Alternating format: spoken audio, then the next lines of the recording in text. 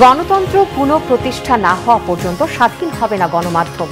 নির্বাচনে যত দেরি তত সংকট, বলেছেন বিএনপি নেতারা। চাকুরির নতুন অধ্যাদেশের প্রতিবাদে সচিবালয়ে আজও বিক্ষোভ। প্রশাসন থেকে সংস্কার কার্যক্রমে বাধা দিলে প্রতিহতের হুঁশিয়ারি হাসনাতের। শুধু কাগজ কলমে নয়, উন্নয়ন হবে বাস্তবতার নিরিখে। নতুন প্রকল্প নেয়ার আর সুযোগ নেই, জানিয়েছেন উপদেষ্টারা। দেখছিলেন ক্রাউন সিমেন্ট সংবাদ শিরোনাম, এবারে বিস্তারিত। কেউ এককভাবে আন্দোলন করে শেখ হাসিনার পতন ঘটিয়েছে দাবি করলে বিভেদ বাড়বে, বলেছেন বিএনপি নেতারা। তারা মনে করেন গণতন্ত্র পুনরুদ্ধারে লড়াই শেষ হবে সুষ্ঠু নির্বাচনের মাধ্যমে। সোমবার ডিআরইউ মিলনায়তনে এক অনুষ্ঠানে বিএনপির স্থায়ী কমিটির সদস্য আমির খসরু মাহমুদ চৌধুরী বলেন, নির্বাচনকে ভয় না পেয়ে গণতন্ত্র প্রতিষ্ঠায় দ্রুত নির্বাচন দিতে হবে। বিচারের সাথে নির্বাচনকে জড়িয়ে গণতান্ত্রিকভাবে ক্ষমতার পরিবর্তনকে বাধাগ্রস্ত করা হচ্ছে বলেও অভিযোগ করেন এই নেতা।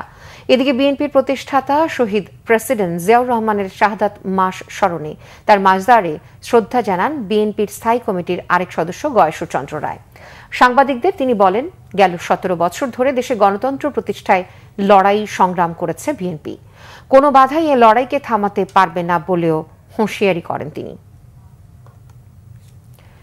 সরকারি চাকুরি সংশোধন অধ্যাদেশ 2025 অনুমোদনের প্রতিবাদে তৃতীয় দিনের মতো বিক্ষোভ করেছেন বাংলাদেশ সচিবালয় কর্মকর্তা কর্মচারী সংযুক্ত পরিষদ।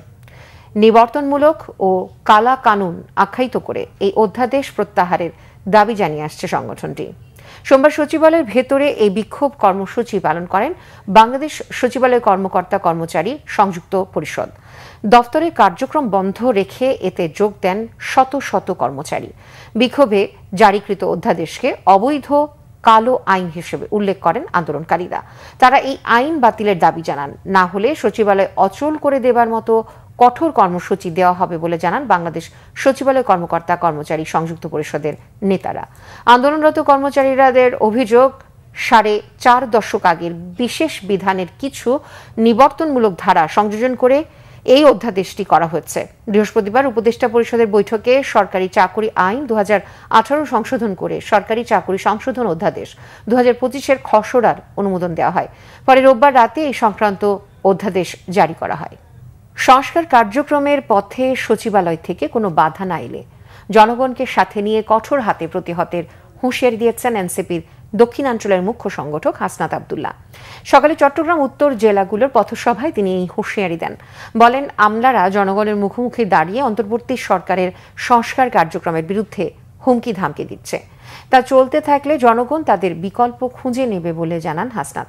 সংস্কার কার্যক্রম নিয়ে আমলাদের কোনো পর্যালোচনা বা মতামত থাকলে আলোচনার মাধ্যমে সমাধানের অনুরোধ জানান তিনি।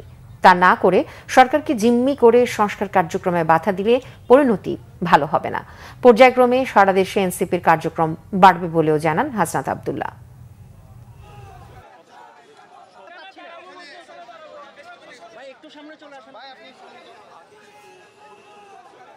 জুলাই গণঅভ্যুত্থান চলছিল, আপনারা কিন্তু কালো ব্যাজ ধারণ করে শেখ হাসিনাকে সমর্থন জানিয়ে আপনারা হচ্ছেন অফিস করেছেন।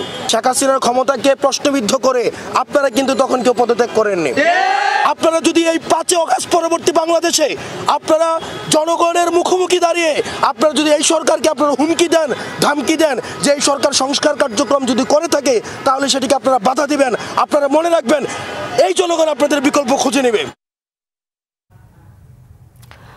ঢাকা বিশ্ববিদ্যালয়ের শিক্ষার্থী শাহরিয়ার আলম সাম্য হত্যার বিচার এবং বিশ্ববিদ্যালয়ের উপাচার্য ও প্রক্টরের পদত্যাগের দাবিতে উপাচার্য কার্যালয়ের সামনে বিক্ষোভ কর্মসূচি পালন করছে বিশ্ববিদ্যালয়ের শাখা ছাত্রদল।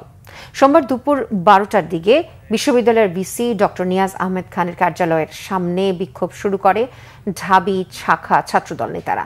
2 ঘণ্টা ধরে চলা বিক্ষোভ কর্মসূচি শেষ হয় দুপুর 2টার পর। এ সময় বিশ্ববিদ্যালয়ের শিক্ষার্থী সহ ছাত্রদল নেতারা জানান, 5 আগস্টের পর থেকে ক্যাম্পাসে শিক্ষার্থীরা নিরাপত্তাহীনতায় ভুগছে। ভিসি এবং প্রক্টর নিরাপত্তা জোরদার করার ঘোষণা দিলেও তা বাস্তবায়ন হয়নি। নেতাকর্মীদের অভিযোগ, শাহরিয়ার আলম সাম্য হত্যার বিচার নিশ্চিতে শুরু থেকে অবহেলা করেছে বিশ্ববিদ্যালয় প্রশাসন। বিশ্ববিদ্যালয়ের নিরাপত্তা নিশ্চিতে প্রশাসন ব্যর্থ এবং সাম্য হত্যার দায় নিয়ে উপাচার্য এবং প্রক্টরকে পদত্যাগের আহ্বান জানান ছাত্রদল নেতারা। ১৩ দিন ধরে সাম্য হত্যার বিচার সহ ভিসি প্রক্টরকে পদত্যাগে বিক্ষোভ কর্মসূচি পালন করছে শিক্ষার্থীরা। অনেক কিছু করা হয়েছে, সাম্যের ক্যারেক্টার অ্যাসোসিয়েশন করা হয়েছে, তারপরে তার ন্যায় বিচার নিয়ে সবচেয়ে বেশি গাফিলাতি করা হয়েছে। তোফাজ্জল হত্যার পরে পরবর্তী অবস্থাতে নিরাপত্তা নিয়ে কাজ করা উচিত ছিল, সেই নিরাপত্তা নিয়ে আমাদের প্রশাসন কাজ করেনি। অবাধে বহিরাগতদের চলাফেরা, ক্যাম্পাসের অভ্যন্তরে মাদকের সিন্ডিকেট, এই ধরনের ব্যর্থতার দায় স্বীকার করে আমরা দাবি করছি এই প্রশাসন শপথে বহাল থাকতে পারে না, তাদের অতি দ্রুত এখান থেকে তাদের পদত্যাগ নিশ্চিত করতে হবে। উন্নয়নমূলক কাজের হিসাব শুধু কাগজ কলমে থাকলে হবে না, বরং বাস্তবতার নিরিখে চিন্তা করতে হবে বলে জানিয়েছেন অর্থ উপদেষ্টা ডক্টর সালেউদ্দিন আহমেদ। রাজধানীর একটি হোটেলে আয়োজিত উন্নয়নমূলক প্রকল্পের মূল্যায়ন, জবাবদিহিতা ও নৈতিকতা শীর্ষক এক সেমিনারে এ কথা বলেন তিনি। অর্থ উপদেষ্টা বলেন, উন্নয়নের ধারাবাহিকতায় নীতি, নৈতিকতা ও স্বচ্ছতাকে অনেক বেশি গুরুত্ব দিতে হবে। যে সমস্ত প্রজেক্ট হাতে নেওয়া হয় সেগুলো সাধারণত মানুষকেও জানানো উচিত। এতে প্রকল্প সম্পর্কে সব শ্রেণী পেশার মানুষের কাছে একটি ধারণা থাকে। সালাউদ্দিন আহমেদ বলেন, অনেক প্রতিষ্ঠান আছে যারা অযোগ্য হওয়া সত্ত্বেও কাজ পেয়ে যায়, এতে প্রত্যাশিত ফল সেই প্রকল্প থেকে পাওয়া যায় না। এক্ষেত্রে এসব প্রতিষ্ঠানে স্বচ্ছ অডিটিং এর গুরুত্ব দিলে প্রত্যাশিত ফল পাওয়া যাবে। তিনি বলেন, আগে বিভিন্ন প্রতিষ্ঠান থেকে অনেক তথ্য দেওয়া হতো যা ভুল ও ম্যানিপুলেট করা ছিল। অযোগ্য অনেক প্রজেক্টে অনেক টাকা খরচ করা হয় যা থেকে প্রত্যাশিত ফল পাওয়া যায় না।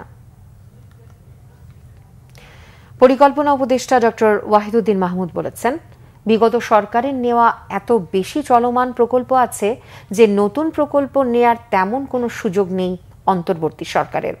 রাজধানীর একটি হোটেলে বাংলাদেশ ইকোনমিক করিডোর ও লজিস্টিক উন্নয়ন বিনিয়োগ সম্ভাবনা শীর্ষক সেমিনারে এ কথা বলেন তিনি। পরিকল্পনা উপদেষ্টা বলেন, আগামী দিনের অর্থনীতিতে বন্দর সুবিধার প্রয়োজনীয়তা বড় বিষয় হয়ে দাঁড়াবে। এজন্য গভীর সমুদ্র বন্দর নির্মাণ ও চট্টগ্রাম বন্দরের সক্ষমতা বৃদ্ধিতে গুরুত্ব দেওয়া হচ্ছে। ব্যবসা বাণিজ্য ইতিবাচক প্রভাব এমন অবকাঠামো তৈরিতে সরকার গুরুত্ব দিচ্ছে বলে জানান পরিকল্পনা উপদেষ্টা। অনুষ্ঠানে বক্তারা বলেন, শুধু পোশাক খাতের উপর ভর করে অর্থনীতিকে এগিয়ে নেওয়া যাবে না, চামড়া ও তথ্য প্রযুক্তির মতো খাতকে ভালো করতে হবে। 2026 সালে এলডিসি উত্তরণের পর অর্থনীতি নতুন করে চ্যালেঞ্জের মধ্যে পড়বে। এজন্য যথাযথ প্রস্তুতির প্রয়োজন বলে মনে করেন আলোচকরা। খাগড়াছড়ির মাটিরাঙ্গা সীমান্ত দিয়ে আরো 19 জনকে পুশিং করেছে ভারতীয় সীমান্তরক্ষী বাহিনী বিএসএফ। জামিনীপাড়া ব্যাটালিয়ন 23 বিজিবির আওতাধীন কৃষ্ণদয়াল পাড়া বিওপির আসালং রোড এলাকা দিয়ে সোমবার ভোরে তাদের পুশিং করা হয়। তারা ভারতের হরিয়ানা রাজ্যের ইট ভাটায় কাজ করতেন। সেখান থেকে আটক করে বিমানে তাদের আগরতলায় নিয়ে আসা হয়। সেখান থেকে আনা হয় দক্ষিণ ত্রিপুরার গুলমণিপাড়ায়। পরে আজ শেষ রাতে জোরপূর্বক বাংলাদেশে অনুপ্রবেশ করানো হয়। বিজিবির তত্ত্বাবধানে আচালং ডিপি পাড়া সরকারি প্রাইমারি স্কুলে রাখা হয়েছে তাদের। জেলা প্রশাসক জানিয়েছেন, পুশ ইনকৃতরা কোন দেশের নাগরিক তা যাচাই বাছাই চলছে। এর আগে খাগড়াছড়ি বিভিন্ন সীমান্ত পয়েন্ট দিয়ে আরো 85 জনকে বাংলাদেশে পুশিং করা হচ্ছে। এই ছিল এখনকার মতো। পরের সংবাদ সন্ধ্যা 6টায়। এর আগে 5টায় রয়েছে নিউজ টপ 10 দেখার আমন্ত্রণ রইল। এছাড়া বাংলাদেশের সংবাদ ও সংবাদ সংশ্লিষ্ট অনুষ্ঠান দেখতে ভিজিট করুন www.bvnews24.com ও facebook.com/banglavisionnews এবং সাবস্ক্রাইব করুন youtube.com/banglavisionnews। এতক্ষণ সাথে থাকার জন্য ধন্যবাদ সবাইকে।